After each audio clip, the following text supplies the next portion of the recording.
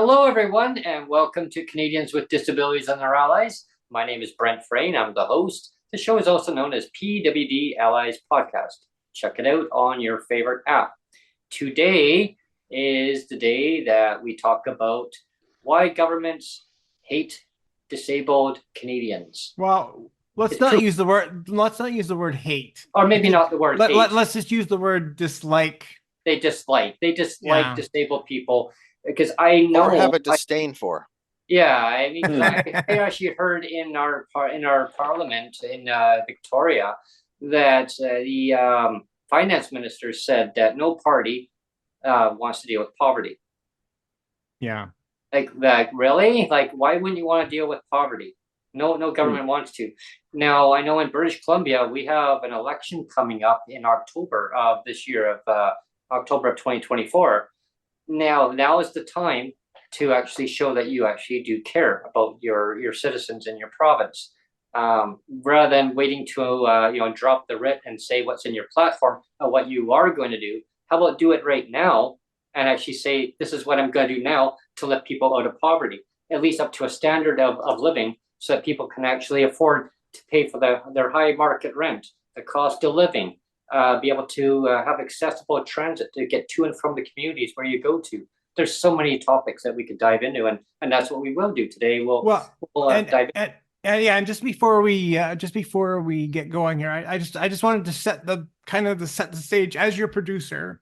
Like, let's roll the clock all the way back to the very beginning when you first approached me for the whole podcast, Brent. in. Remember? And you said, "Can you please be my producer and editor and of the because it was originally on Twitter Spaces, we know."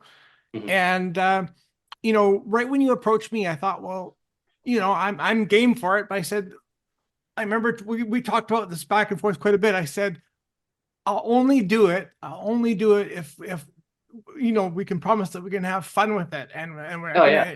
we're gonna inject some fun into it, right? Because remember, I told you quite a few times, I said I don't want to do this. I don't want to do this if all we're going to be doing is bitching about government and complaining all the time, because Exactly. nobody wants to hear that, right? Yeah. Yeah. So that's my whole point of being the producer and agreeing to the whole thing is I wanted to show that it was, I mean, there's times to bitching and complain, but the reason why you do the breaking with Brents, and the reason why you do the travel segments, and the reason why I do the food reviews, and the reason why I involve my son in the gaming and all the rest of it is to show all the slice of life stuff, right? Mhm. And we talk about lived experience all the time. So that's why, the whole channel that we've set up, or that we've kind of created this whole thing together, the Mhm. whole reason why I did it this way is to show a real slice of life, a real kind of three-dimensional look at disability. So it's not just about us getting together and just bitching, Mhm. like, but having said that, like I said, there is a time when you have to be kind of pissed off. Exactly. And so if you look at the thumbnail that we're going to be posting today, I've got the Spider-Man meme of Mhm. the all the 8 Spider-Mans that are all pointing and saying like Yeah. this, and it's like that's what it feels like with the two governments. You got the provincial government on one side and the federal government on one side, and everybody's pointing at each other, and nobody's Mhm. helping us. Nobody's helping Mhm. the disabled, right? They're all saying, "Well, you do it." No, they're going, "No, you do it. No, you do it. No, you do it." Right? And Yeah. Yeah. it's just very insulting. Yeah. And Because everyone just keeps saying, well, no, you deal with the issue and pass the buck back and forth, and then nothing ever really gets done. yeah, and so I'm just, as your producer, I'm admitting here that, I mean, I actually don't like it when that if we sensationalize something, or like, I don't want to just create clickbait. Yeah. I'm not about creating clickbait, right? But Mhm. I wanted to show something. This is a can of the cheapest. Um, it's basically soup with noodles. That's what the disability benefit has been presented as. right, It's a soupy can of pasta. yeah, and Mhm. Can I jump in? I mean, yeah, yeah. before we went on break and Brent had his awesome trip that,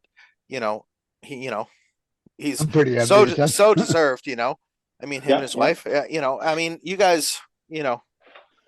This is the thing is I was suggesting the idea of universally available basic income, right? The idea is basically roll all these benefit programs into one. Unfortunately, yes, there'll be a lot of government workers that go away. This is just the spice of the situation. This is not the best. I saw that, Alan. I mean, look, I understand that, when we look at this is yes, we are talking about affecting people's lives on two sides of this. If we were to go with this type of program, the people that are employed, and these people are also making very good money to pay into the tax base, right?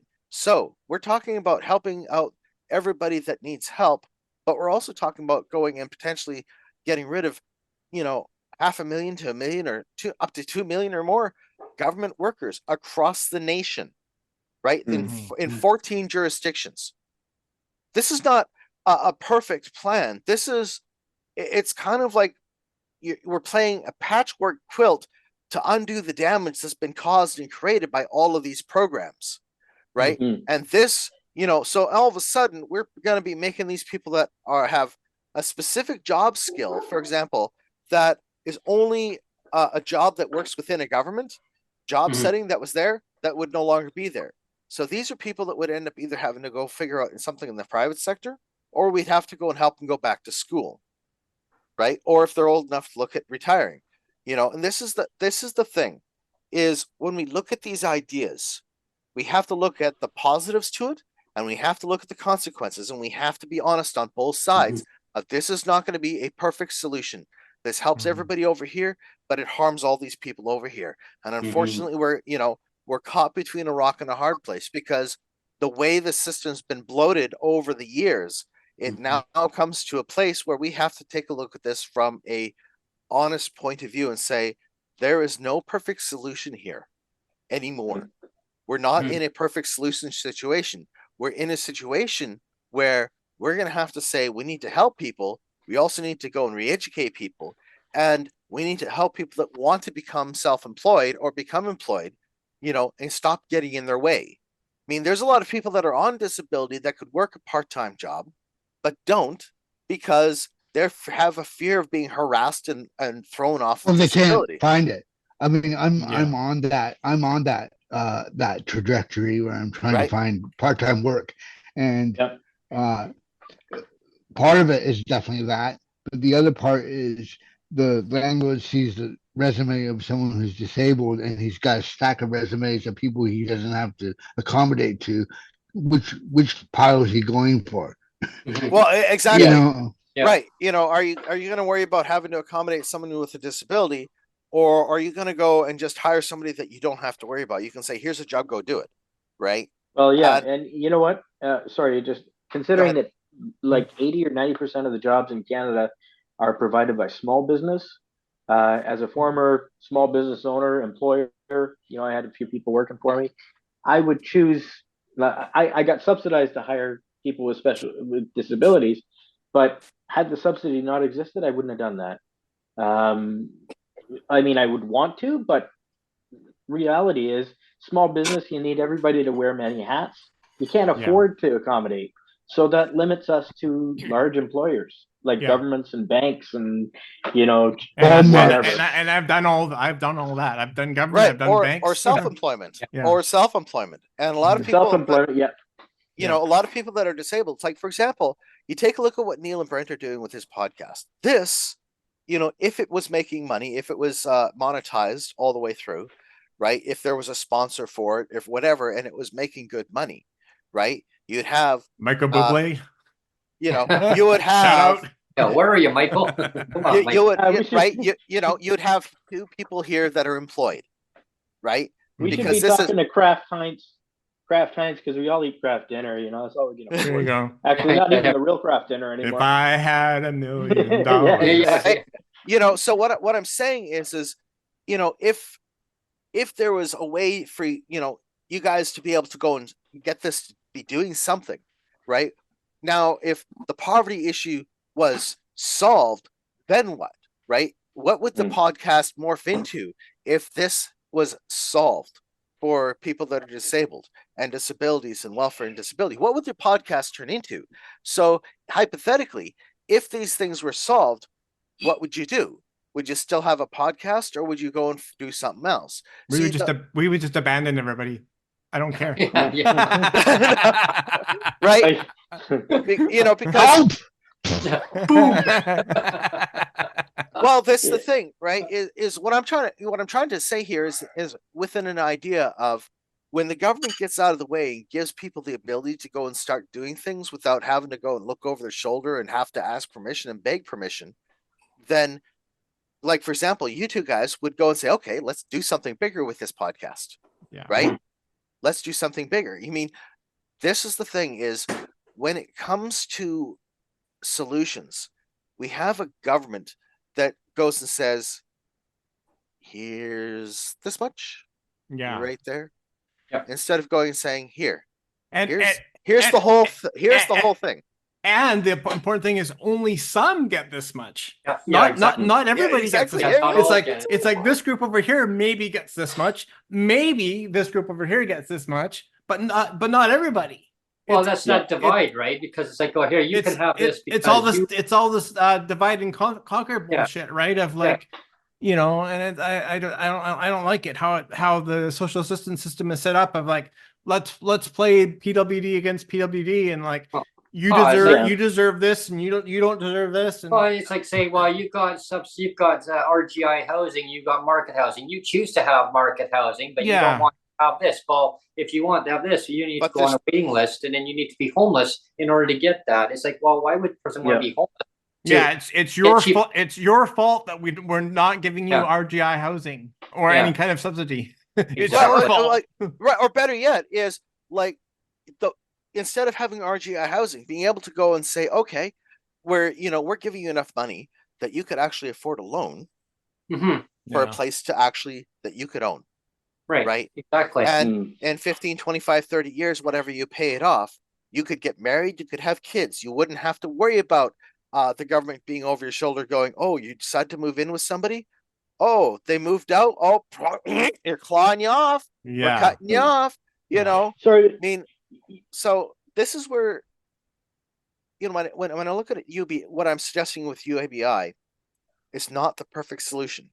Mhm. It becomes the only solution that is making itself being left as an option to go and solve the problem that they've created. Mhm. Well, You know, Yeah. the thing again though, Brent, sorry. like I just wanted to quickly go back to because we had Mike Morris on just before Mhm. you went. It was like the day before you left on your train. We had him on as a Yeah. as a that's right. special emergency broadcast thing about the CDB. Mhm. And that was when I kind of spilled the beans over we both did about the fact that you had the insider information for 6 weeks. You had been sitting on the idea that you got insider information from it wasn't just like some crackpot like hey, I got some news, I got some, this was a legit source, a trusted source that was like high up, well connected in inside the government circle, and this person came forward and said, I have insider information that I believe that the CDB is going to be released this July 2024, not next July, but this July 2024, and that it's going to be poverty level support. And we know this to be true. Like, it's not just stuff we're just throwing out there. We know this to be true, and we can verify it because both you and Jeff Leggett have had several conversations with Sheila Malcolmson, who is the minister here, the disability minister here, and she's been very open about the fact that she's had conversations with the federal government about poverty level support. So that the LICO amount of it's 21 to 2200 bucks LICO amount, right? And so she was talking to both you and Jeff about, we're targeting the LICO amount. Actually, they're gonna go with the MBM, the market basket. Yeah, measure. well, But here's- whatever, add on to that, there was one Okay, little. go ahead. Go ahead. There was another piece of that we were told, and then we saw the same source of a person who then said, "Hey, I know that you guys are getting ready for your trip." I said, "Yeah, but I want to tell you that I just got off the phone with the minister." I said, "Oh, yeah, the minister of that's the federal minister of it." Oh, he said, "Yeah," and I was trying to pry to find out, well, how much is the CDB going to be? And the minister would not tell that person how much. They said, "Oh, they basically, we are committing to an amount that's going to help people with disabilities." They're committing to an amount. Now we know, fast forward, how much that amount is, but it's not going to go to every single disabled person in Canada. Maybe it's $6.66 a day, and it's only going to go to some DTC recipients. The devil's in the details, See, so to speak. Right, and I have not filed for my disability tax credit. I haven't done it because it's a bunch of crap to deal with my doctor and all the rest of this stuff. Exactly, right? and not everybody's going to qualify for that. And you know what? That is absolute horseshit. That there's like 2 hoops to jump through. I mean, if you qualify for provincial disability, you should instantaneously qualify for disability tax credit. Well, exactly. I mean, the bar exactly. is the same height. I totally agree with you, Patrick. Totally agree with you on that one. That's what Mike Maurice is so frustrated about, because that is one of the topics that came up in their committee stage that he wanted to have in place. That yes, that would not be a criteria, and they agreed with him. It was passed, and they went ahead anyway and did it the other way. Right. Well, sorry, and that's just the thing, is that they talk about having us at the table, and we talk to everybody had where they have those where they have those impact statements, and they said please make sure there's no clawbacks. Please make sure it's not tied to the DTC clawback fee. Please make sure it's at least poverty level support. So we were promised for 4 years. For 4 years, we were basically promised this is going to be minimum poverty level support. I mean, wasn't stuff we were making up. No. That the disability community was making up. We were trusting that what the government was saying, when the government was saying this is going to be transformative, it's going to be poverty level support, historic poverty level support. And what do we get? $200. But we get what we got. We got pink unicorns. Pink unicorns, yeah. Door number 1, pink unicorn. Yeah. Well, I think I see that the anger at the government is justified. However, I think the anger should really be directed at the Canadian public, because they're the ones who elected them. And and I voted for them too at some points. Not saying when, but like I might be guilty too. But the thing is it internalized ableism that we're all just like, well, we should be working, and that's why we're not getting what we need? Like, what's going on? Well, I mean, I've listened to our local, the Conservative Party in BC. I've listened to the candidates. They want to go and see how many people that they can go and get employed that are disabled. Well, I mean, I have herniated discs in my back. Yep. Now, I mean, all I did was pick up boxes and stuff the other day, and it dropped me to my knees.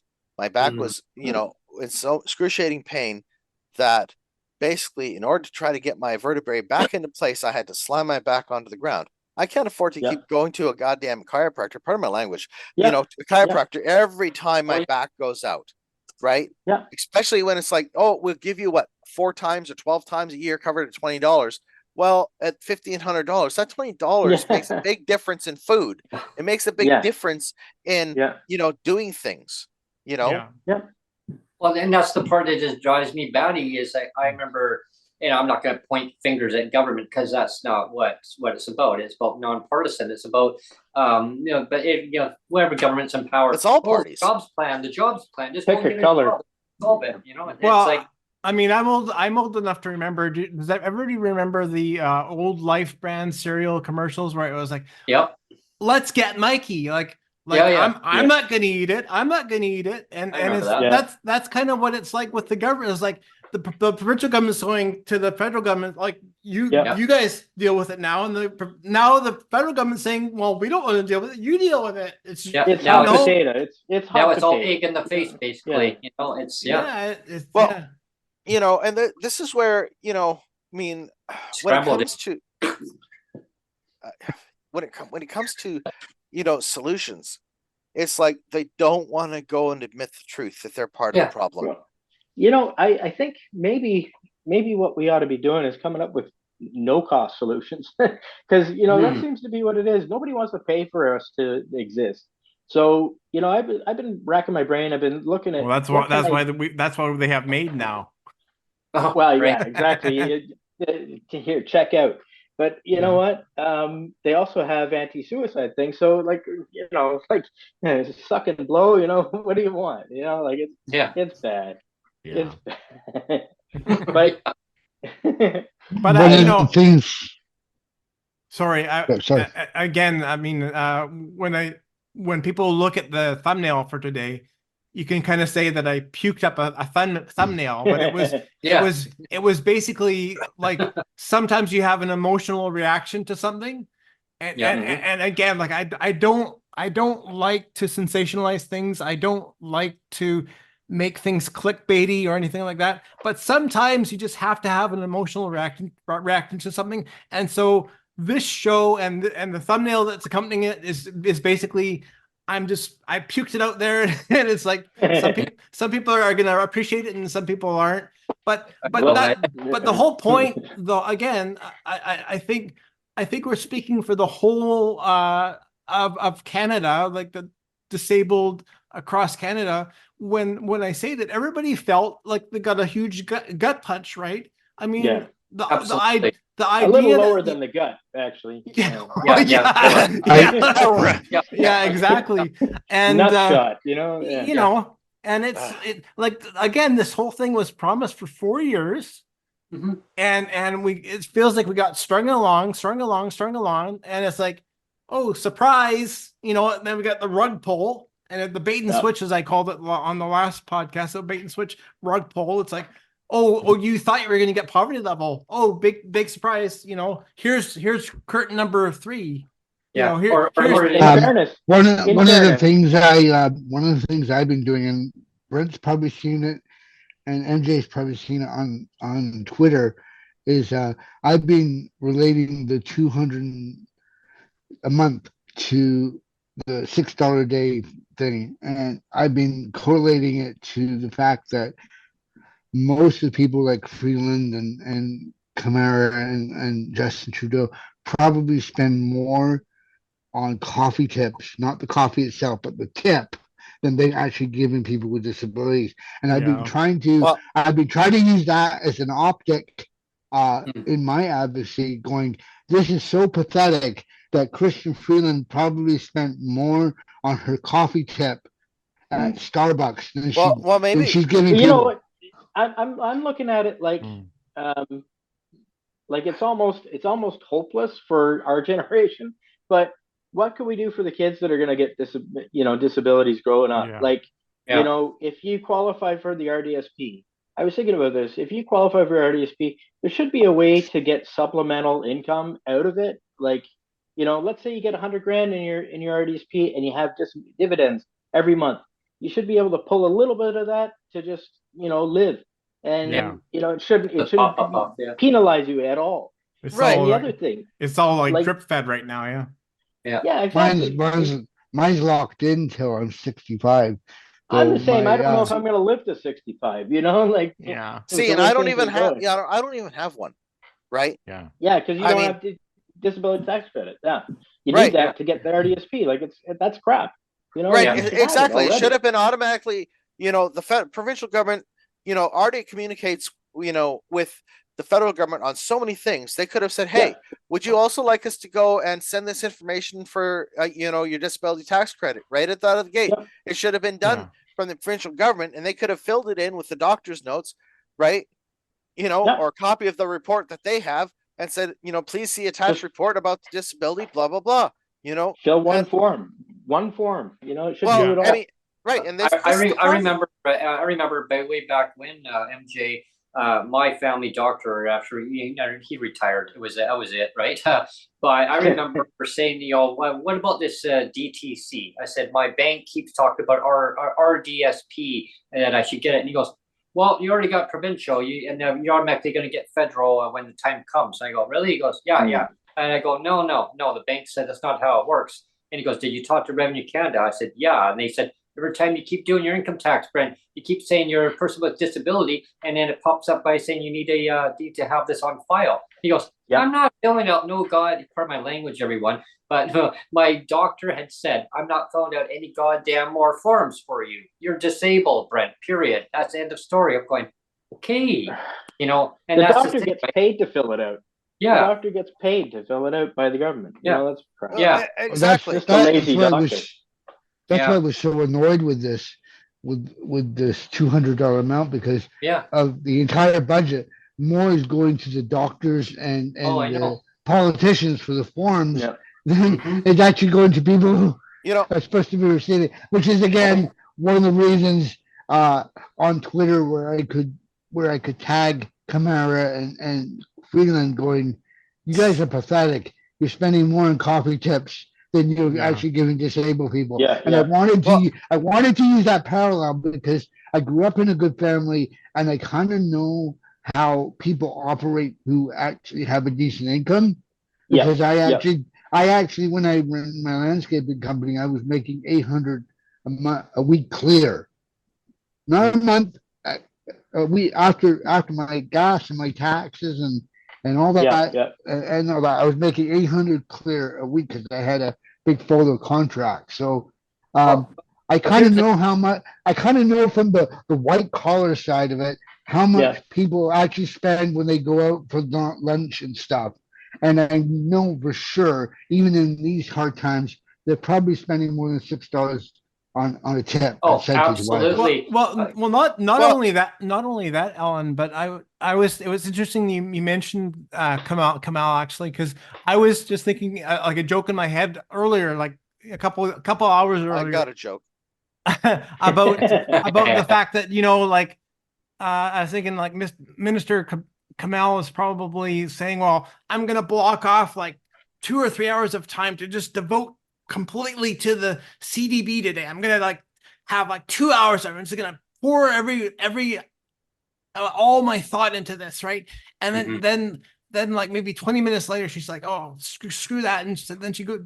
I really need a coffee. And then she goes Yeah. and does Sudoku puzzles for like the next 1.5 hours or something, and Well- job But done, kind of thing. Neil. they could have simplified things a lot and just given us the same amount as like the $10 a day $10 a day daycare. Like Yeah. Right. give us a daycare for $10 a day. I'll go. Yeah. Yeah. Well, Yeah. Well, here's something interesting, and all of you and everybody listening. While we're on our train journey, while we were going through all the way across Canada, I got talking with them on the train, and they're from all different countries that were on there. I mean, USA, Europe, I mean Australia, New Zealand, you name it, and we were all comparing. Well, how does your government do things, and how does your government do things? I love your government, Canada. They're so friendly. I go, well, they may be friendly, but they're only friendly to their top CEOs. They don't care about their citizens. I said, especially Canadians with disabilities. What? And like, whoa! And so I got talking, and we were exchanging information, and it was mind-boggling. People are like, they thought the interpretation that if you are disabled in your country, that the government's supposed to take care of you. I go, see, that's a false reading, because they don't. They put it out that way, but they actually don't. And when I was in the USA, there was another thing too. They were really shocked and disappointed with our Canadian government, because some of them have been following the Canada Disability Benefit. They said they could easily do it, very easily, snap of a finger or just a stroke of a pen, done. And they said it's all political football is what they're doing there right now. And that Brent is the reason I was using the coffee tip analogy was because I know people especially when we were doing Derb, how quickly that was trending everywhere. I Oh, thought yeah.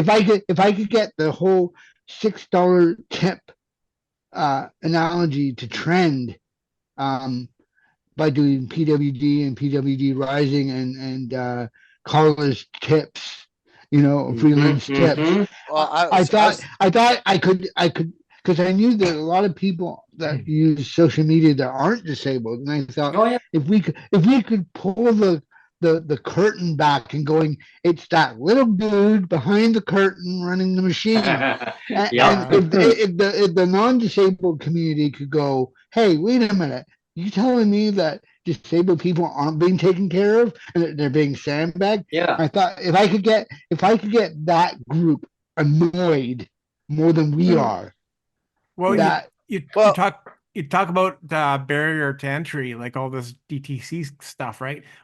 Think back to the CERB. There was no barrier to entry. It was like, here you go, here you go, here you go. Yeah, yeah, Like, yeah. Free money. why can't they do the same thing? They can, or though, almost Neil. the same. They can exactly they can, There's but no they choose political not will. to, right? That's Yeah. what I was told when I was away. I was told that they can do it. And then while I was away, I actually was promoting this, and I was handing it out on trades. I was handing it out everywhere. Cool. I must have handed out at least 1,000 of these cards. I handed out Cool. at least, Yeah, great. or more. Actually, Looks probably good. more than that. Yeah. Awesome. And all right, Dad, we're gonna check it out. But people were just shocked. They said they were very disappointed, and they said they're going to contact our federal government on our behalf. And I tell you, they were going to spread the word around, word of mouth. So just to let you know, federal government, there's a lot of population in the USA and in Europe, all around the countries, around the world. They're going to be contacting you. So just to let you know, maybe you might want to fast track and get that Canada Disability Benefit going as fast as you got CERB going. Well, Well, you know there's, what, two, I there's think- two ideas I got. Sorry. Go ahead. No, go ahead. I was gonna say this almost reminds me of those those Africa commercials, like for only $1 a day you could help a disabled person in Canada. We're not Yeah, as it's like the selfish as bucket those beer, Africans, right? Yeah. I mean, I that's tell what you, it feels. I think I put up my money on the $1 a day. Yeah. You know? Federal. I get more use out of it. That almost feels like where we're at with the whole situation of trying to get these people to help us. It's like something. I don't know. I'm sorry, I don't know the gentleman's name. Patrick. Patrick. Oh, sorry, Patrick. I was mentioning earlier about a no-cost solution to the government, and I was like, well, what if we did create a charity, and what if we actually did this? What if we actually did this? Adopt a for- disabled person. Yeah, adopt instead of adopt a street, it'd be adopt a disabled For less than person. the cost, Yeah. for less than the cost of a cup of coffee a day. Yeah. No. I mean, I'm just saying that I love it. I like that. That's great. I mean, there could be something here to this, But right? you know what? We'd probably have more luck if we were getting dogs for disabled. Like people like dogs more than people. So Maybe adopt a animal disabled. charities would adopt a dog for a disabled person. Yeah. Honestly, they like Should the do a dogs egg more than us. or sign it. Adopt a PWD. Get it trending. Yeah. I just wanted to quickly say again, jumping in as a producer. For some reason, the chat has been disabled today. I have no idea why. There's no chat going on. I have no idea why. That's the first thing.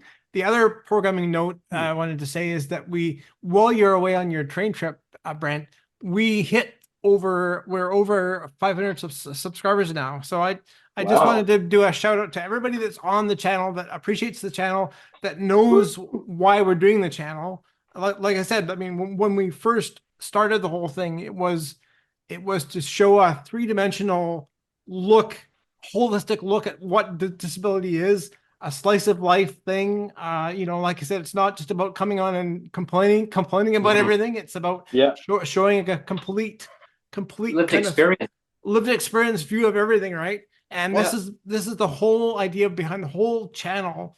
And I'm just really happy that people that have subscribed, they understand kind of the whole idea behind the channel, and they appreciate our content and everything. And one thing I want to kind of comment on that, just to kind of do a segue on what you just mentioned, Neil, is on our Sonia's and my journey across Canada and across the USA, all the way down south. I mean, it was amazing. Like all the way down south, I was just kept thinking, wow, I'm gonna go all the way down south on this train, and I was just thinking, wow, this is like so wild. And then when we came back, and it was just the people I talked to, interacted with regarding our YouTube channel of the show, and I kept promoting and talking to them, and I said what it's all about. It's all about lived experience. It's about bringing ideas and suggestions and collaborating together of what people go through on a day-to-day basis. How do we change things? And the guests that I've had on, they're like, oh my gosh, so you've had MPs, and I go, yeah, MPs, MPPs, and you name it. I mean, we've had so many people on, we've had doctors on, and like, wow. And I go, if you want to come on, come on. And they said, do you have a sponsor? I said, not yet, but they're going to be spreading the word of mouth around. And I said, well, we're trying to get Michael Bublé on as a sponsor, but it said, we'll see what happens with that. I promoted some of the segment about Dunkin' Donuts around, and I tell you, it's not apparently it's not a very popular name. Some people said, oh no, we like Tim Hortons every time we go up to Canada. Yeah. There you go. So I honestly, I tried out the Dunkin' Donuts. That's not even Canadian anymore. It was terrible. That the first one I had was just, it was dried out. It was terrible. It was like, God. I went to another one. It was a little bit better, but the coffee was good. I must say. I couldn't believe that Dunkin' Donuts radio. Welcome to Dunkin' Donuts radio. I know. Like, I was just like, what's that all about? Perfect timing on that. Like, Swiss wow. Chalet has the same thing. They have called Swiss Rock, and it's the music that's programmed in. I know this because I worked in the kitchen. So you come out in the dining room, and there'd be a radio station, and I asked what channel was that, and they were like, "Oh no, it's all pre-programmed." I was like, "Oh." Well, we were in what station was it in, Sonia? Was it? No, I think it was Chicago, about the Dunkin' Donuts. We were looking around, and New York, New York, and we were looking around for Krispy Kreme, and it said that they had a Krispy Kreme there. So I kept asking people. No, that was Chicago. Or was Chicago? Okay, sorry, so many stations. So I was asking around, is there a Krispy Kreme? Because I wanted to try the Krispy Kreme there, and they're like, no, we have a Dunkin' Donuts. Well, apparently they took over for them. I thought, oh darn, I was so disappointed on that. But good experience. It was a really good experience. Yeah, go ahead. That has to do with I'm looking at studying the financial industry, and apparently recently Krispy Kreme partnered with McDonald's. So you're going to find Krispy Kreme donuts at like 1,000 McDonald's locations in the USA. Those little hockey pucks. Interesting. That's really interesting. I had their Boston cream. That thing could have been used for the Leafs. That was a hockey puck. I've never seen one. It's disgusting. Speaking of Maple Leafs, I was sitting there watching. Apparently, the GM got fired, and he kind of went off the deep end there. Yeah. I was gonna do a shout out to Brent, because when you were in Chicago, the first thing I think of was that movie that Harrison Ford did back in the 90s. I forget what it was called. The Fugitive. Yes. Oh yeah. And there were so many scenes where Brent was walking around filming like the buildings. I'm going, seen that. Well, Ellen, like we got there, and we got to Washington D.C. and there was a lot of freight traffic. It was a stalled freight train in the middle of the night. I didn't know that, and I remember the train stopping. I was sleeping on it. Woke up. I'm like, we're not moving. It was quiet. I thought, okay. So I get a text alert on my phone automatically. My phone goes ding, and I was like, which I must tell Amtrak, like, thank you so much for all the updates. But my phone kept dinging. And I'm looking at it. It says something about alert. There was a delay. So by the time we got in the morning, they said, okay, well, you're only going to have an hour and 15 minutes in Washington, D.C. To me, it was no big deal, because I was like, okay, great. I was going to snap some photos around, done, and then get back in the lineup and go to our lounge. But when we got to Chicago, we actually had an extra 35 minutes. We got there early. The train made up time. It was just howling along fast. And so we got there, and so I got to explore around. Sonia was like just so amazed with Chicago, looking around, and she went to her store. I went to my stores, and yeah, it was kind of But neat. didn't get to see the dam No, from the future. no, but I got Yeah. the river, and I got the boat going by on the river. We That should was have kinda had we should have had footage of you going over the dam. neat. Yeah, I should have jumped over. That would have been, that Yes, would have been what cool. was it? Where were the hot spots for the fugitive? What I game, should have used the Frank? parachute, came down on top of it, going. That'd be I'm funny. disappointed. So- I thought I was going to see So some what- Chicago fugitive hotspots. So when it comes to solutions, it's like, I'm one of these people, I love to throw out ideas, right? And something I mentioned before, Brent, when on vacation, was the idea of, okay, what if all of us people on disability just said, let's create a political party, Mhm. right? Mhm. And how Yeah, many there's votes? 1 in 5. Yeah. Right. How many votes would we potentially take away from all of the major parties? Huge amount of votes to be taken away. And I'm sitting here wondering, is it worth it? Is it worth seriously considering this and doing something? Because, Yeah, it's almost like a filibuster or whatever you call it, right? If you did, well, Yeah. even if we were to pull in maybe 20 seats, those 20 seats are enough to go and sway the balance of power. Take a look at how the NDP has swayed the balance of power. You take Right. a look at how the Bloc has when they were smaller. You take a look at, all of this. And, frankly, to me, it just seems that when it comes to the interests of Canadians, there's no party that's actually out there saying, hey, we're interested in only the interests of Canadians. We're not interested in going and dealing with these, handing money off to foreign governments. We're going to put this into helping Canadians first. Mhm. what a novel concept. Well, Yeah. the last time a nation did that, they ended up going to war. Oh, Right. But, and it's like, my thing is we need to look at helping the Canadians, helping get the system going, helping the people that are disabled, helping get an industry going, getting things happening here, because we're when it comes to this nation, I mean, just because we're disabled doesn't mean that we can't contribute somehow, Yeah. right? Mhm. And there's a lot of people that are disabled that want to be able to contribute, but they don't want to deal with the wrath of the government going and saying, oh, you got a job. We're going to audit you and turn your life inside out. We're going to make you dance and jump to our tune to go and get this, comply with all of this nonsense. So you can go and keep your disability, or we're going to go and throw you off. Right? Here's a Star Sorry, Trek sorry, reference. The Wrath of Khan. Yeah. Patrick. The Wrath of Khan. The Wrath of Sorry, Khan. I don't Sir know the other Patrick. gentleman's name. Michael. I don't understand about universal basic income. Just, I guess, from my sort of conservative brain. Well, I'm former- conservative as well. But like what I don't understand is, let's say everybody gets it, because right here in Ontario, That's the difference. minimum wage is going up to $17 an hour, and as a result, everything's going to get more expensive. Yeah, So, the thing I wrestle with is if everybody's suddenly getting $2,000 a month, whether you need Right. it or not, is everything just going to get more expensive by $2,000 a month? Okay. Well, this is why my version has an A. It's universally available basic income. It's not required that you take it. It's if you need it, you take it. So, for example, Right.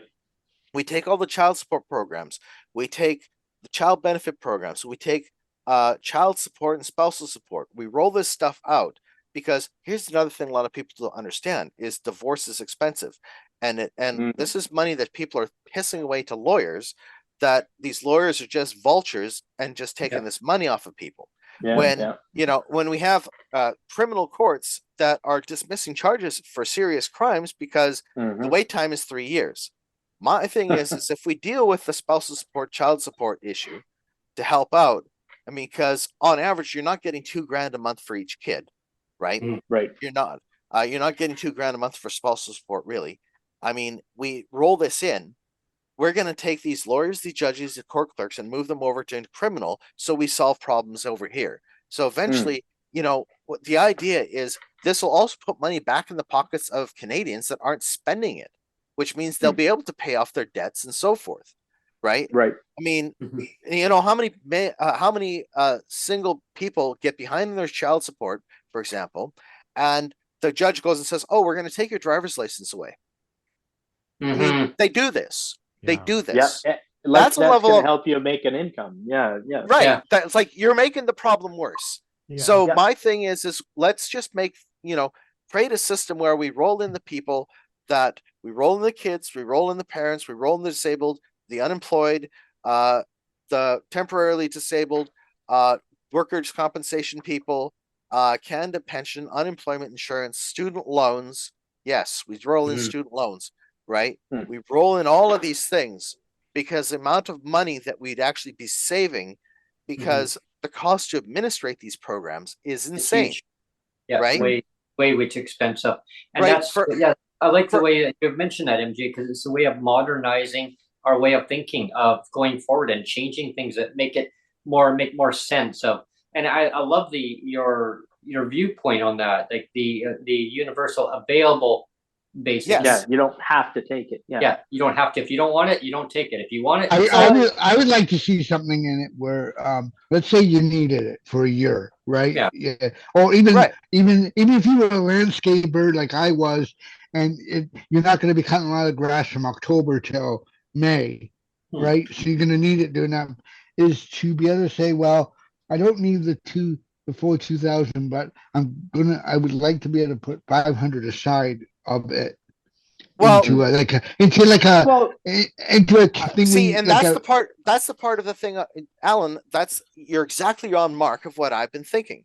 Is the availability of saying, okay, well, I don't need the $2,000, but I only need 1,000, or I need 500, right?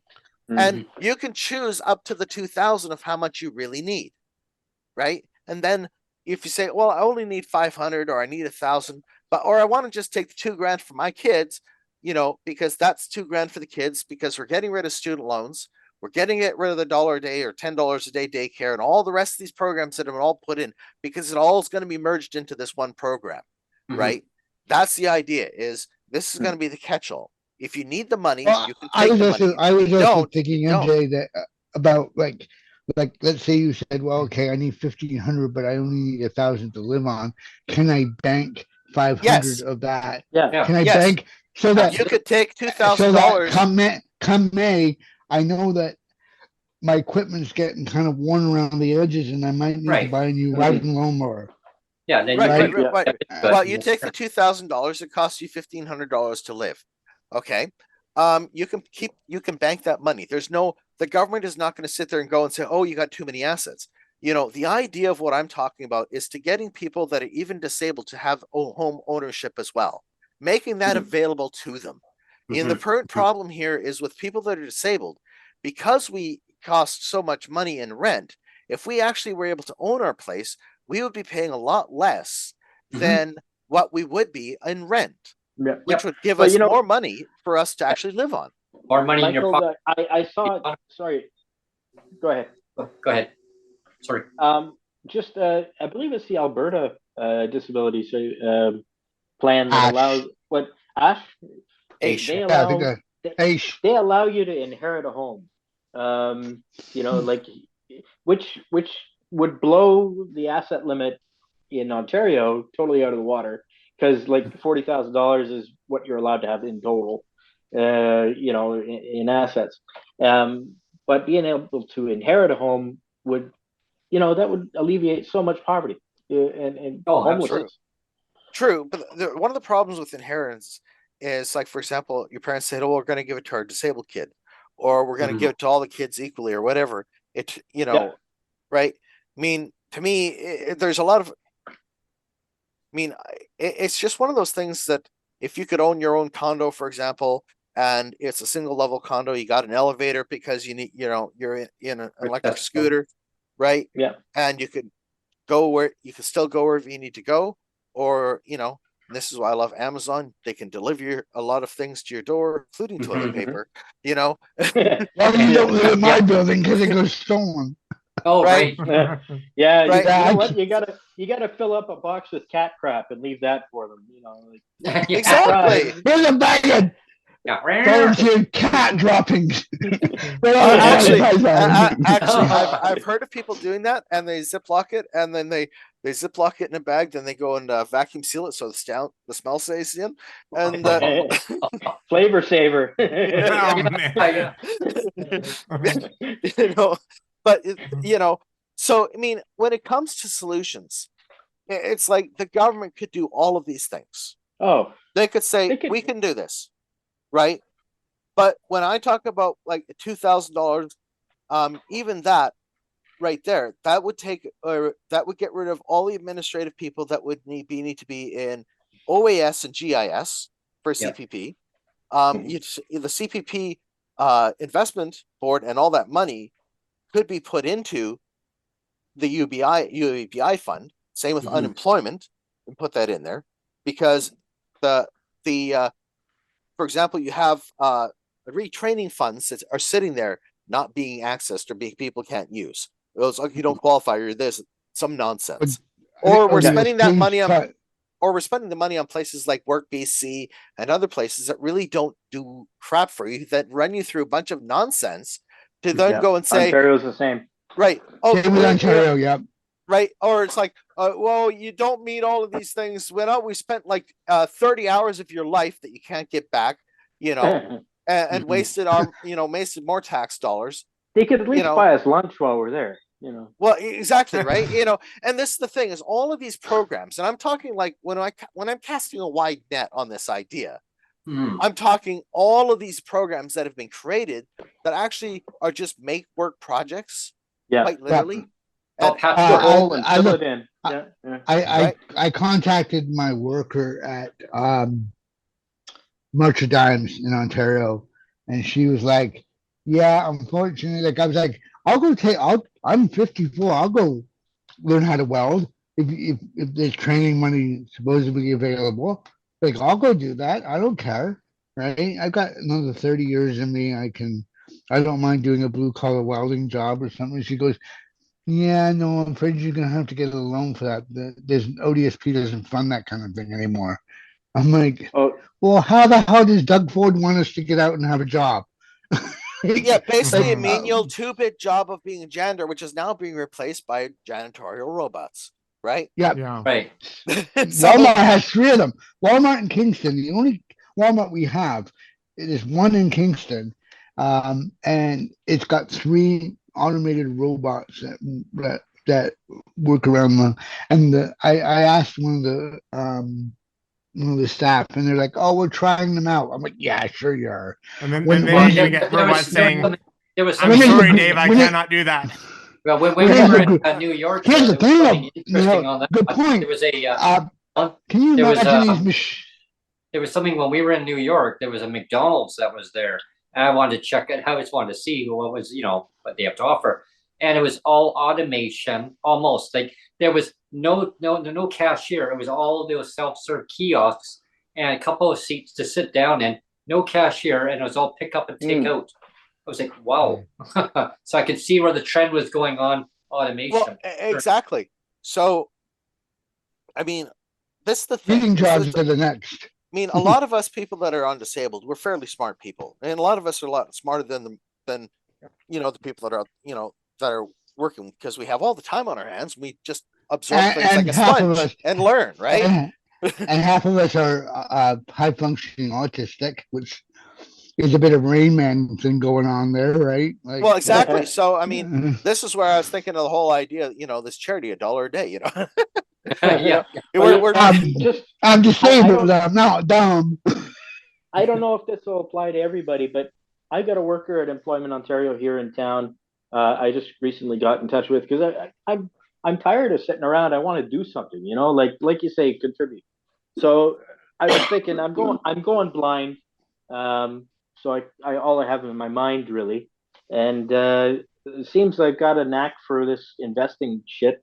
So what is involved in getting Canadian securities course, and it's $1,500, and Employment Ontario apparently has a little bit of slush money for, you know, really short programs, and they're willing to pay for it. So my worker said that she could probably swing it. So I don't know if it's the same case everywhere, but it's worth asking. You know, like if you don't ask, you don't get, right? Mhm. For sure. See, Yeah, and- because I was just reading something just yesterday. Apparently, in Doug Ford in Ontario, apparently is going to be raising rates for ODSP as of July 1st. Was it or up to what 4.5%, tying it to inflation? Like that's only like $58, and so it's renting cost going up. I mean, that's Woo! not going Windfall. Ooh, It's a It's like, windfall. look what we did. You know, it kind of reminds me of That's, the I that's- heard that in October ODSP's structure was completely changing, where they were going to go by the 17 an hour, but that Oh. wasn't until October. So I don't know. I 'Cause don't know. my workers are about as communicative as a brick wall. So Yeah, mine. I do everything by email through my Benefits Ontario or whatever, yeah, because you know then you get proof that you said something, and so Yeah. and they did too. Well, you know, You know, the part that drives me crazy though, Patrick, is the government will they'll go a year and then they skip a year and then they say, oh well, we give like 5 increases since we formed government and wherever You or know- whoever government. It's like, oh man, just make it predictable. Just give everybody a livable income already. And that's why I love what MJ again. You know, I love your idea because it gets rid of all that bureaucratic stuff. It's like Well, why do we not have You enough know, money Brent. to provide? Brent, something I'd like to see in this channel is Yeah. an open forum to each political party. You know, like because we're going to have an election in 25. Yep. You know, it's going to be a federal election. Maybe yeah. Trudeau's gone, maybe he's not. Who knows? But Yeah. you know, there should be a representative from each party, even the smaller ones. You know, come on and tell us We should. what are We they going to could. do. We could have What's in it for me? yeah, what's in it for a us? debate with everybody on one Well, podcast. even if it's, I think that would even be if it's good. just I think one we at should a do that. time. Yeah. or we could Even just if it's make our just own one- party and just really have fun with them. Yeah. Well, that's yeah, true. yeah. There we go, MJ. Yeah. We should have members of every party. You know, like Yeah. we should be members of all the parties, and then Yeah. influence from within. You know, take it over. Well, Have, see, have the same kind of session like when they have an election where they all get to kind of banter each other, have them back and Yeah. forth. Yeah, Well, yeah. well, honestly, though, that's why I do like the podcast that you've started, Brent, is because right from the beginning, like we don't just play for one side. Not partisan. Yeah, we're partisan. nonpartisan, and we've had we'll have NDP on, we've had Green on, we've had conservative on, Liberal. we've Liberal. liberal, yeah. So we've had everybody on, right? And But and they've got a year now. They've got a year to come on and tell us what is their platform, or Yeah. at very least, what do they believe in? You know, Yeah. like because it should happen. I don't know. I'm sorry, you gotta go.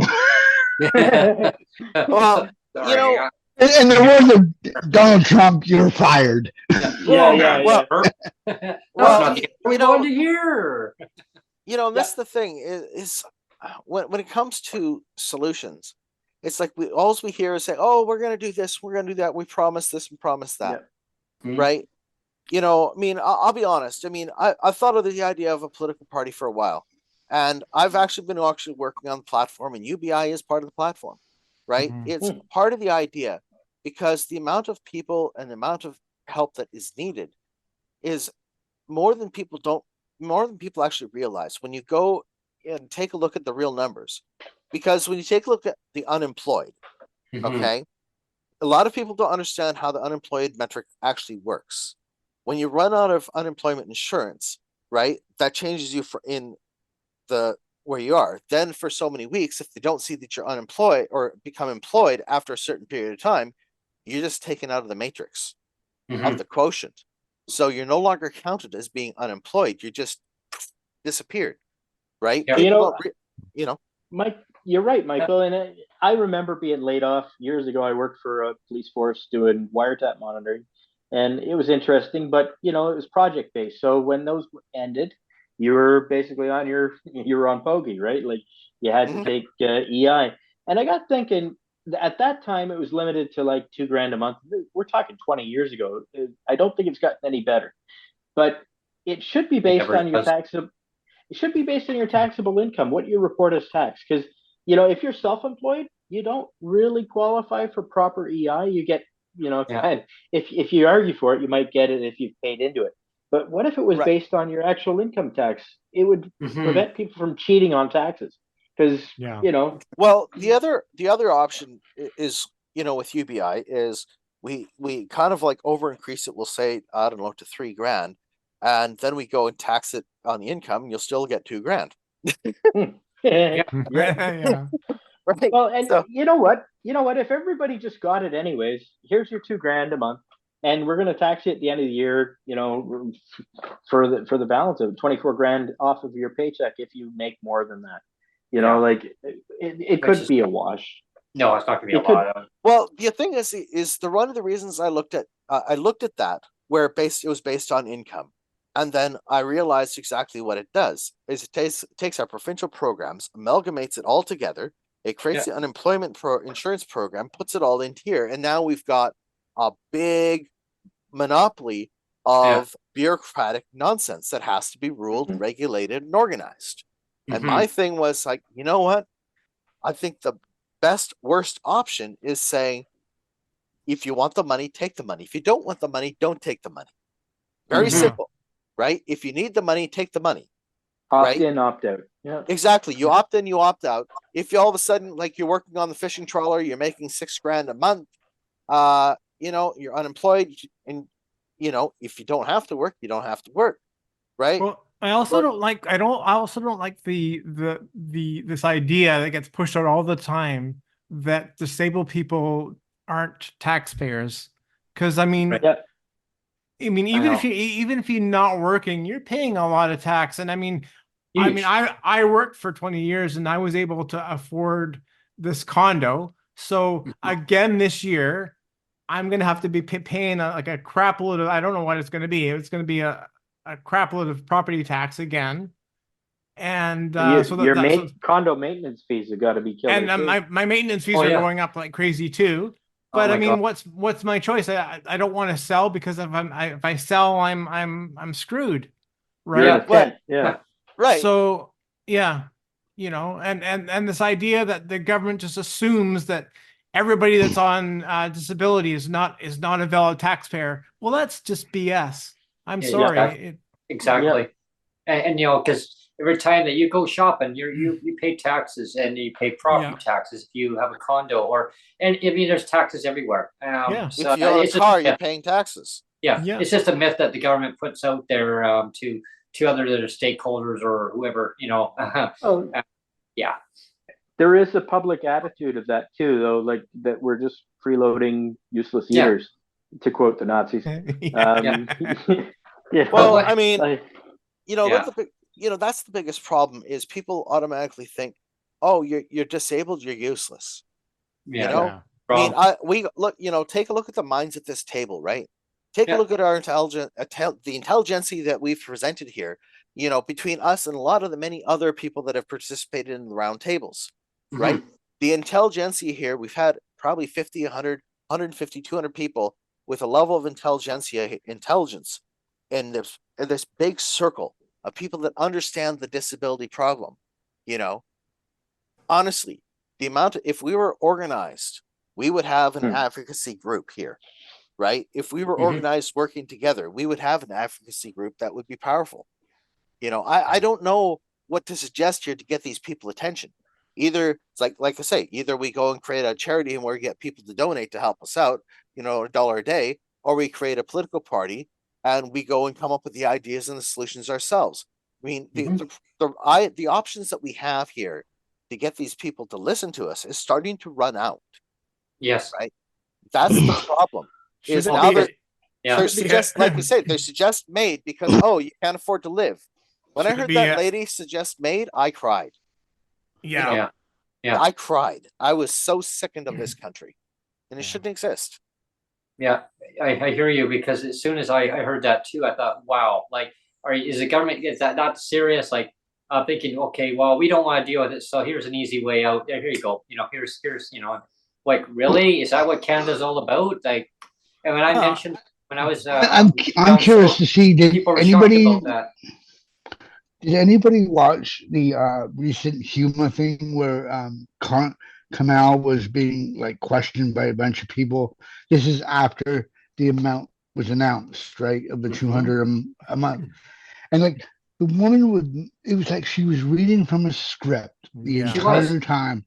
Yeah. And like she was reading from a teleprompter. Like nobody in that group, in that room could get a different answer from her. I remember Well, the I script. think you should. Neil. What did she start Yeah. with? I think we need to understand blah blah blah blah blah blah, and it was the same answer for Yeah. every question. This is the question I want to hear. This is the answer I want to back and forth. Defer and deflect, right? Yeah, and I've often made the comment too that like it feels like you know, robot. we're the land of misfit toys all the time, you know, like or Well, like then I made the point with Mike when he was on Mike Morris is that we're off, you know, we're on in a separate table by the kitchen, by the noisy kitchen. For the kids' table. We're just trying to they're trying to just push us off, like go over here, we don't want to see you, you know. Go in your corner. Yeah, you come You over. know who I think would actually be really good advocates is parents of kids with disabilities, because generally speaking, they're Mama Bear is the fighter usually. Yeah. You know. Well, my mom was for sure. Yeah. There's no fury like an autistic mom who is a mom of an autistic kid. Like they are a warrior on a whole new level because they dealt with the Doug Fords over and over and over again. See, and there we go. We got a target market of people that would actually go and say, "Hey, this idea for a political party or UABI or whatever we come up, if we decide to do this seriously, guys, if we seriously put some serious thought in doing this, I look at this from the point of view, like as Patrick said, we got moms. I mean, that is an army and a force. You get enough moms pissed off, you have an army. You have an army, and they will just wear armor. They will change the political viewpoint and the situation faster than anyone else, right? And that's something I'm sitting here wondering. Patrick brought this up, and I'm like, hey. Maybe he's onto something that we could be attaching to or bringing together or bringing into this envelope and umbrella here.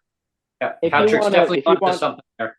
If you want more lived experience, maybe we should start inviting mothers of disabled kids on to share their kids' journeys. Because that's true. I mean, we've got the lived experience of here's how shit goes when you're grown up. And what you got to look out for your young one who's going to be facing this, and they've got the power and the energy maybe to start affecting change. You know what I mean? Yeah. I think you're 100% accurate on that, is because when a child grows up, I mean, they look at their parents and say, well, what are you going through? And do they want to go through the same thing? No. So how do we fix the system now? How do we create a brand new system? What's her name? And I always remember the guest that we had on one time, Neil, Hayden's mama. No, the other one from Langford. And from the head from Langford on United Party. United Party there. Leona. I have a mom. Leona, I think I have a mom. I think Brent would know on Twitter. I think her handle is, at first we make thieves and then we make liars or something. She's a single mom. She's disabled, but I think her kids are autistic as well. I'm not quite, don't quote me, but I know she advocates a lot. Well, I remember Hayden's mama was really, she's very passionate, and she told the story about her son, and she approached MP Mike Morris and at one time, and that's how it all started. And that's when she taught Mike a lot about advocacy, about the disabled community. And it really touched me very deeply when I was hearing about that. And that's when I told Neil, I said, I'm going to reach out to her. I want to get this person on if she felt like, comfortable about talking about her her life story with her child and what she'd gone through, and it was just amazing to have her on. And you know what? I'd actually trying to reach out and get her on again. And I think that's what we'll do. Is the theme is getting, and I like your idea, Patrick. Is I'm going to get her to come on, and I'm going to get other ones to reach out and see if I can get other parents to come on with their and talk about their what their child goes through, about lived experience. Well, you know, just in my personal experience, my younger brother has a very rare cognitive disability to do with chromosome deficiency, and he's illiterate. He's not he can't read. For the first 10 years of his life, he had seizures every day, and you know, like he he's married now. He's doing better than I am, but you know, like special needs. Like I'm used to the. Anyways, he went to a public high school, and at a parent-teacher night, my parents always wanted him to learn to read just a little bit, you know, just something. He's sitting there, they're sitting there with the teacher, and the teacher says, "Look at all those people on the wall, pictures of all students. None of them know how to read, and your son never will." And it's like, just, yeah, that was public. That was very North High School here in town. And I hope the teacher's dead now. But anyways, you know, like just nasty. And that's what some of them have to deal with. That's what my folks had to deal with. And I'm sure others are just given no hope and, you know, just stop trying. And Mike Harris, not saying Mike Harris, Doug Ford has, I thought Mike Harris was a low peg on the wall, but Doug Ford's taking it to a whole new level. He's like he's like Mike Harris 2.0. Next level. He's probably still selling hash. Well, you know, I used to make a joke. Go away, Doug Ford. Maybe you can open a hash store in the little town called Fuck Off. Go sell hash in little Fuck Off. But I think one of the things that there's so many single moms out there who do have disabled kids, and they feel like they have no voice too. So if we can kind of get them into the circle, for sure. I think don't forget the dads. Don't forget the dads. I mean, no, I'm not forgetting the dads at all. I was a single dad. My son. My son once has you partial. get the mom, you get the dad. Yeah. Right? Yeah. Because he's gonna come along because he knows that, you know, you see, this is one thing it seems weird, you know, and it's like when the dad is advocating for their disabled kid, it doesn't get the same attention as when the mother is. Yeah. Right. Well, yeah. I mean, it's very what do they call it? Sexist, I guess it would be. It's not misogyny. It's the reverse. Whatever. Misandry. Misandry. Yeah. This is actually. Sorry, I was just gonna say that this is one of the things that I wanted to touch on. Like as a parent myself, like when I look at government policy, I'm always putting on my parental hat. You know, like for example, like I always said, like from the early on, I'm being a new parent, I always said, like, I'm never going to be that parent that says to my kid, I'm never going to be that parent that says, because I said so, and that's what I feel like a lot of government policy is. It's like, well, why are you clawing back my pension? Oh, because we said so. It's like you're not telling me anything like that's, you're not telling me anything truthful. You're just saying because I said so, and there's got to be something more than just because I said so, and I think that's what a lot of government policy is, and it just pisses me off like so much. I don't know how it is for you, but here I had a worker once with ODSP who threatened to audit me because I had gone for years self-employed. And I said, okay, well, I got a banker's box. Actually, I got 10 banker's boxes full of records for my corporation. You're welcome to them. And she dropped it right there. But there's many Hitlers in every ODSP office. I had the same thing happen to me. They audited me. They hit me with 5 audits all at once. which really just pushed me right to the edge. And basically it was like, I was on the phone with these people and I was like, what the fuck do I have to do to make you stop, commit suicide? What the fuck is wrong with you people to harass people that are disabled like this? You insensitive cocksucking I just lost it, right? So basically, and they were like, what? I finally got to a manager. She's like, oh, well, these people, nobody's working in the same office anymore. I said, yeah, no kidding. When you got rid of our individualized workers and we didn't have a single contact, when we had a single contact person, this shit didn't happen, right? Yeah. And this was the problem, is when they got in BC, they got rid of our actual individualized worker.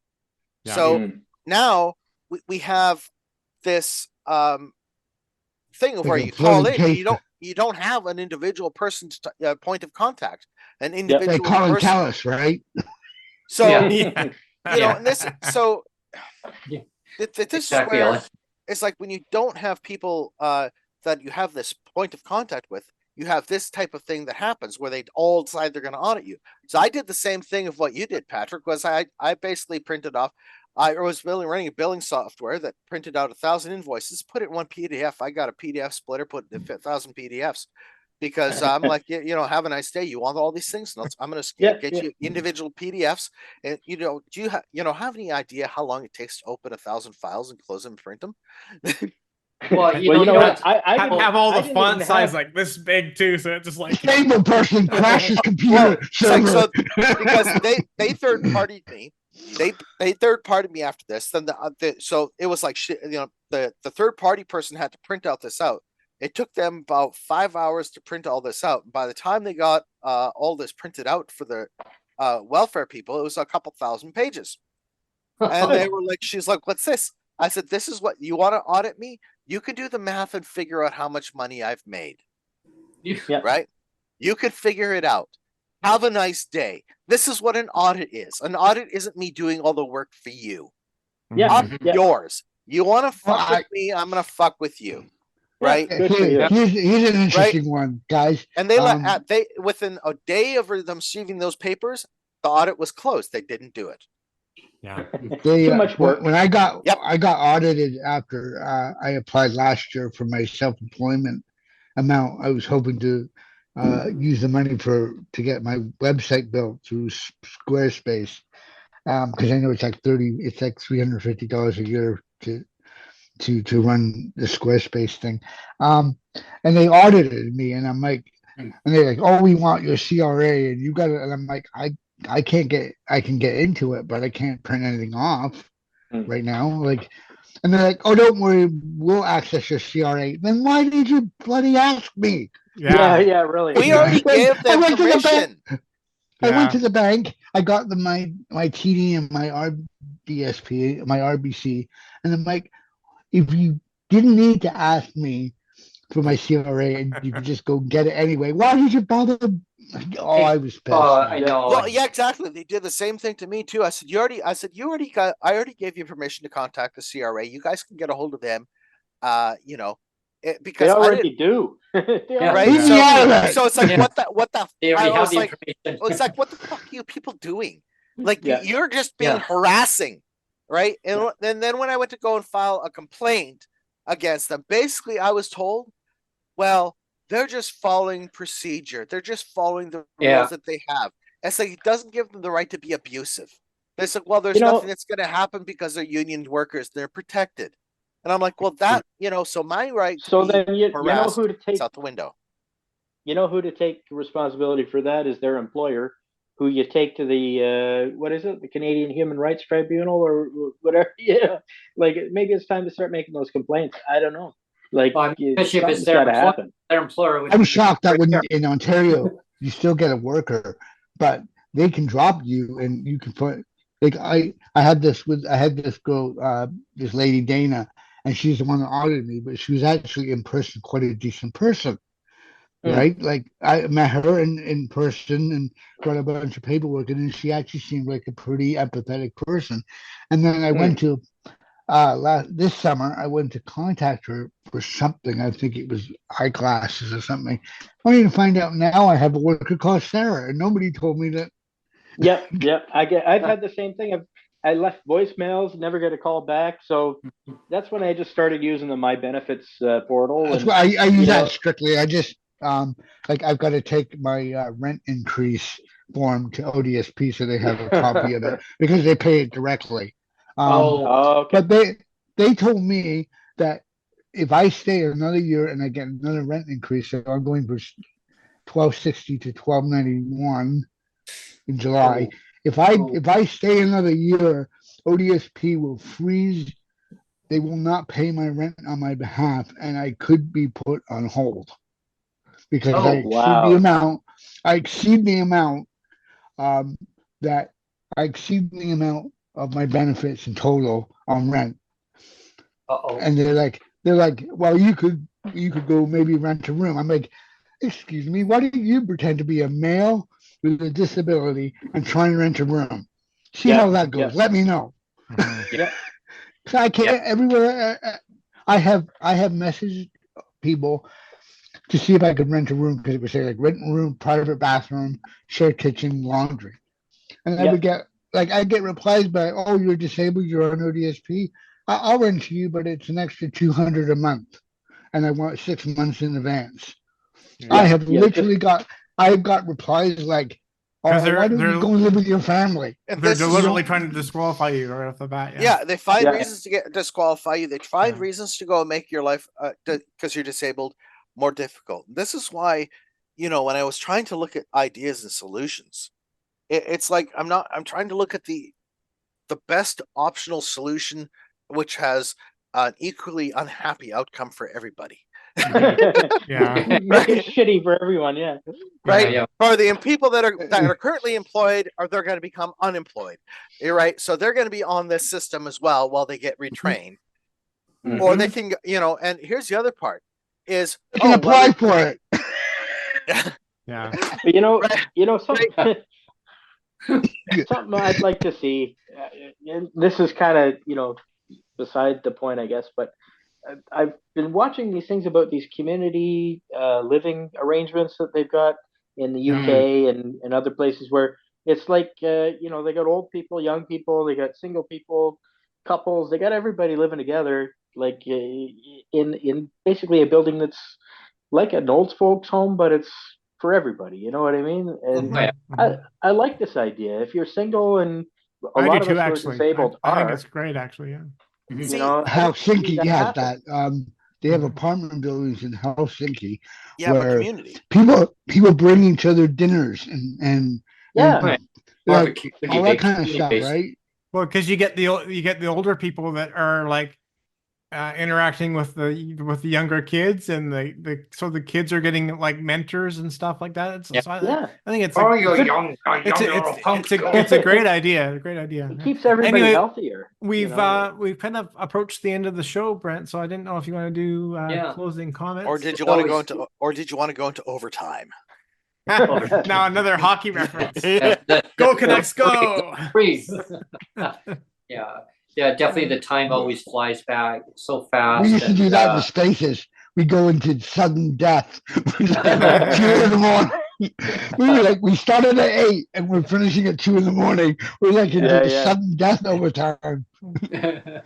yeah, definitely the time always goes by fast, gentlemen, and everybody tuning in to watching this.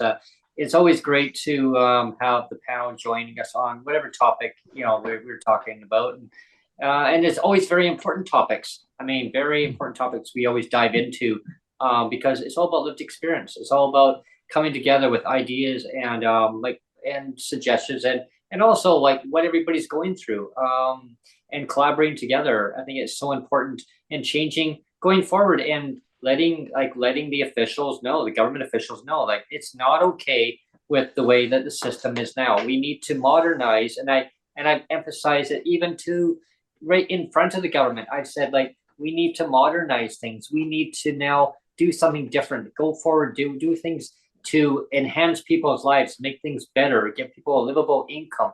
Like none of this $50 here, skip a year, $50 there, or whatever it is, and then saying, "Hey, look what I did," and pat myself on the shoulder. You know And what? they Like, wonder why they have a tent city issue. Right, right. I Yeah. mean, we Yeah, can yeah. solve I a don't know lot. how that happened. Yeah, I mean, we can solve a lot of these things. Like, Well- I mean, the housing crisis, and that's huge. You know, and we've got the federal government not wanting to invest into the housing. I mean, people have RGI versus market. And obviously that tells me that there's an income inequality. So how do we fix that problem?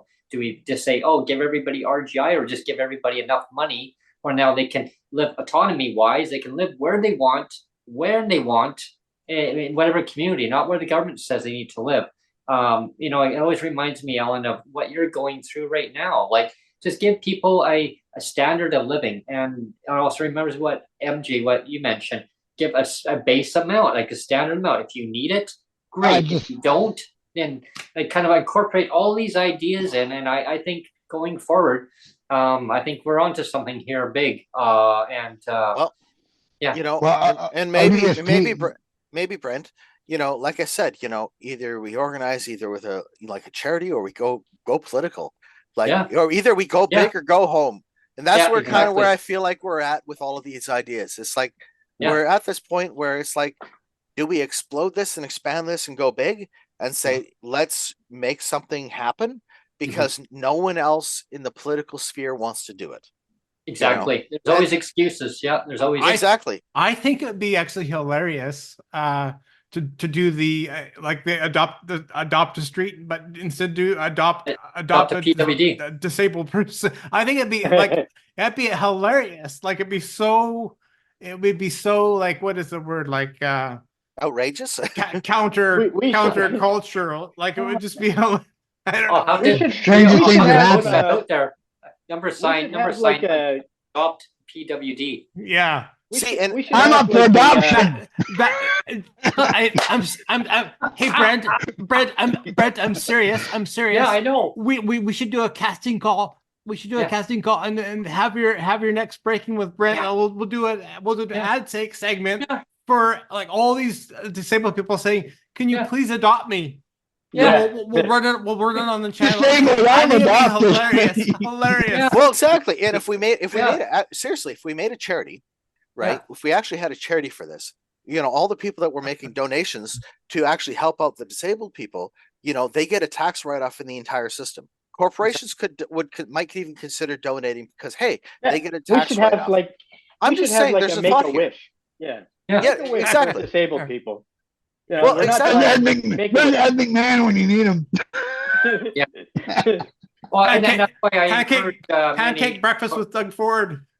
well, that's why I Yeah. encourage any corporation or any company that wants to you watch this YouTube channel and you believe in supporting us, like reach out to us. Come on, you Maple can use Leaf it as a- Foods, as a- hyliner. There you I go. need fish sticks. Fish sticks. Yeah. There you Have go. lunch, have lunch with a disabled person. Macaroni and exactly. cheese. Eat like us. Well, with a charity, you know, $1 million or $5 million or $1 billion, these corporations could drop. You know, whatever. Right. And They're going to do this for a tax donation, so they don't have to pay income tax. And I guarantee you, corporations and people with money, they want to throw their money away so they don't have to pay income tax. I don't Yeah. care how it is. They want to figure out a way not to pay taxes. And this is another way and another avenue that could possibly be beneficial if we actually went forward with this and made a charity. Damn. You never know. You never know. Yeah, that because this is a zero- that money goes back into it goes back. Oh, Weston. Alan, We'll- calm down for a second. Brent? Okay, go ahead. No, you were saying Brent. No, I said because that money goes back into the economy. So they invest Yeah. into it. It goes back in. And I think we're definitely onto something, and we'll have to we'll do part 2 on this. But definitely what Neil mentioned, we'll just run with that. Yeah. But you know, take. There's You know got to be what? something to it. I think it's probably easier to start a religion than to start a charity. So, you know, just start a church of. Well, church I'm of working on the disabled. Church of Pot Smokers. Church Yeah, of hey, I'm- Church I'm of in. Brent. Church of Yeah, Brent. yeah, Actually, You know? no, I do the oil now. I don't do this. I don't smoke anything, just the oil. You know, just Well, edibles, exactly. all the way. Gummy. And this is the thing is, there's got to be a way to go and solve these problems. Where we can go and get either private industry or private individuals involved. As a charity or donation or something. There's got to be some way to solve these problems because the government in of itself is not interested. Nope. That's the key Well, thing that we can take away from this entire conversation today Yep. is Yeah. that government isn't interested in solving the problems. So They aren't. maybe we should be going and taking a look at how we could do this. Who We'll knows, solve guys? it. If they can't do it, if they can't solve it, we'll solve it for them. Exactly. Yeah, Let's yeah. figure something out. Sounds good. Yeah. Sounds Yeah. good. Yeah, they always say the men are in the room. Yeah. You know, Anyway, Okay, well, I let's want to clock thank out. everyone for tuning in today. This has been a great episode, and look forward to having another discussion on this topic. We'll definitely revisit this and other great topics going forward. Thanks everybody for tuning in. If you want to be a sponsor, donate to what you believe in. Anyone can become disabled at any time in life. Doesn't matter who you are, doesn't matter your age. And you will be wishing that maybe things could be different in your life, and it can be different in your life because if you be part of the Allies, part of our group, and join in the discussions and make things better for everybody all around. Borders, it doesn't stop in Canada; it goes across the world, right? So this is how the channel started. It started in Canada. We brought it out to the U.S. all the way around the world. Just join in as an ally or a person with disability, and let's have great discussions. Yeah. Thanks, everyone. Thanks, everyone. Sounds good. Thank you.